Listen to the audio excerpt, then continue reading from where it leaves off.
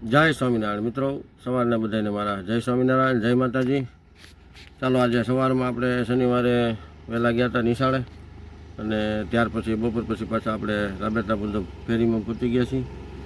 અને અત્યારે આપણે કુકાવાવ થઈ, અને આજે આપણે ફેરીમાં કુકાવાવ, નાની કુકાવાવ બરાબર, અને સમય રહે તો વાઘણિયા જાવું.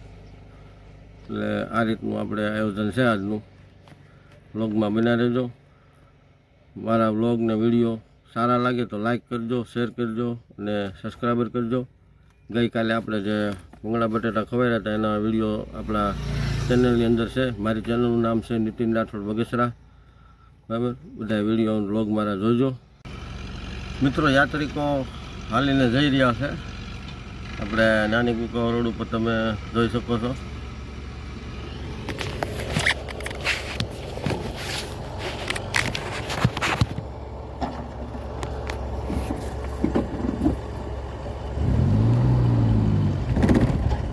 બહુ આગળની યાત્રા છે, બધા આગળ પાછળ આપણને ઘણા યાત્રિકો મળ્યા.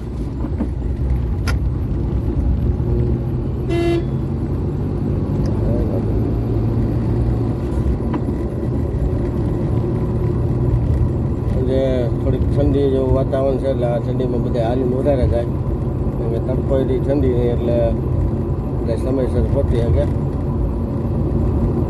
તો આ રીતે આપણને યાત્રિકો નાની કુકાવાવથી મળ્યા ને આગળ જાય છે.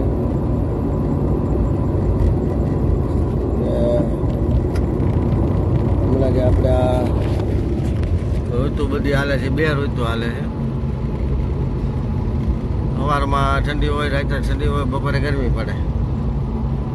એટલે ગોલા, આઈસ્ક્રીમ, રાત્રે ચા, આ બધું હારે.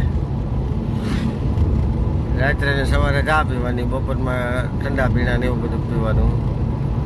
એટલે શરીરને બધી વસ્તુ અનુકૂળતા રહે.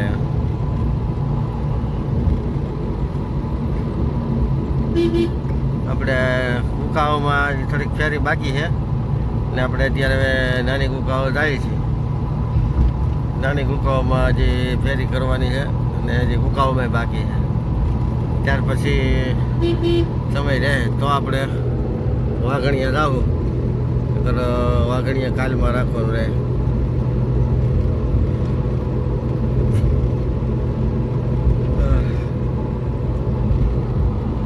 છે ને જંગલ ખાતું બધે, ચારે બાજુ બાવળિયા બાવળિયા.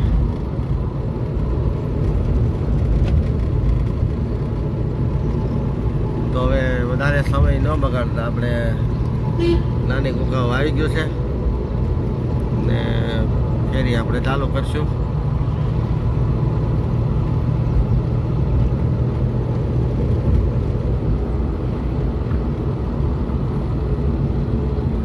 કુકાવ છે, નાની કુકાવનો રોડ સારો. રોડ ઉપર મકાન પણ સારા. મિત્રો, અહીંયા આપણે નાની કુકાવની અંદર બે જૂથ વિશાળ અટાળે જોરદાર ડખો થઈ ગયો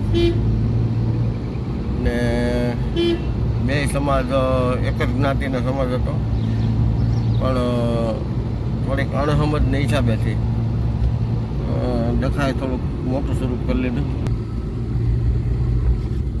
તો ગામમાં આખું ભેગું થઈ ગયું, અને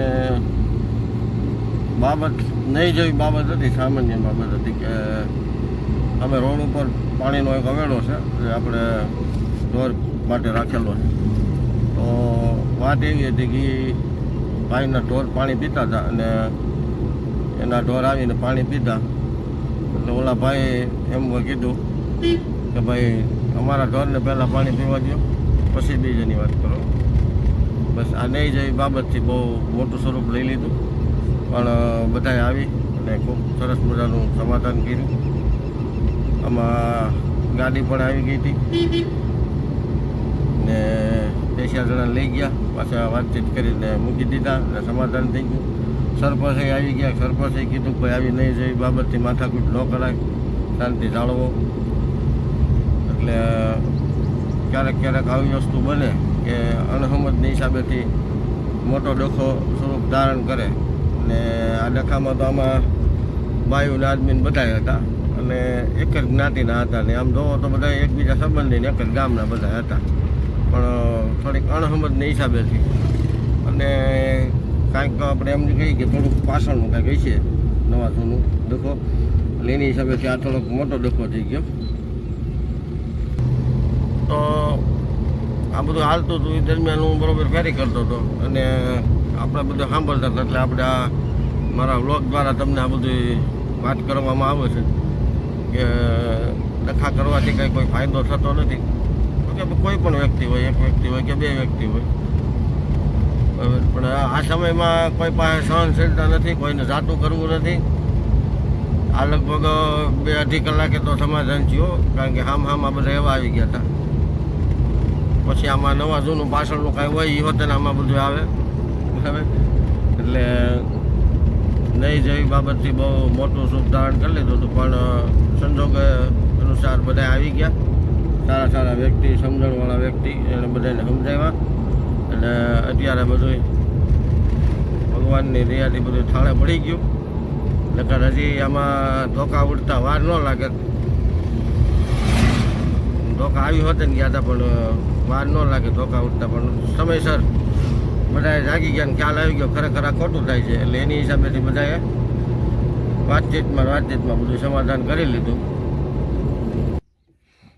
તો મિત્રો, આ બધું જે આયોજન થયું ને આપણી નજર સામે થતું હતું. હવે આપણે સાંભળતા હતા, પણ આપણે કોઈનો ડખો, કોઈ જ્ઞાતિ કે કોઈ જૂથ, કોઈ સમાધાન, કોઈ કુટુંબ, કોઈની વસ્તુ હોય તો આપણે આપણા વ્લોગની અંદર બતાવતા આપણે નથી. બીજા બતાવતા હોય તો વાત એક અલગ છે, આપણે બતાવતા નથી. એનું કારણ છે કે વ્યૂ તો બહુ આવે બરાબર, પણ આ ધંધો આપણે યુટ્યુબમાં ન કરાય આ વસ્તુ. કારણ કે આપણે આપણી જે ચેનલ છે ધીમી ગતિથી હાલે છે, પણ આપણે ભલે ધીમી ગતિ હોય પણ આપણે કોઈ એવો કોઈનો ડખવામાં બતાવાય નહીં. પણ આ તો મારી નજર સામે જે વસ્તુ બની એ મેં તમારી હારે વાતચીત કરી. સમયસર સમાધાન થઈ ગયું અને સુખદ સમાચાર મળી ગયા બધા ગામને, સરપંચને બધા આવી ગયા. એટલે રાબેતા મુજબ સરસ મજાનું સમાધાન થઈ ગયું. તો આ હતી આજની નાની કુકાઓની નાની એવી ડખાની વાત બરાબર.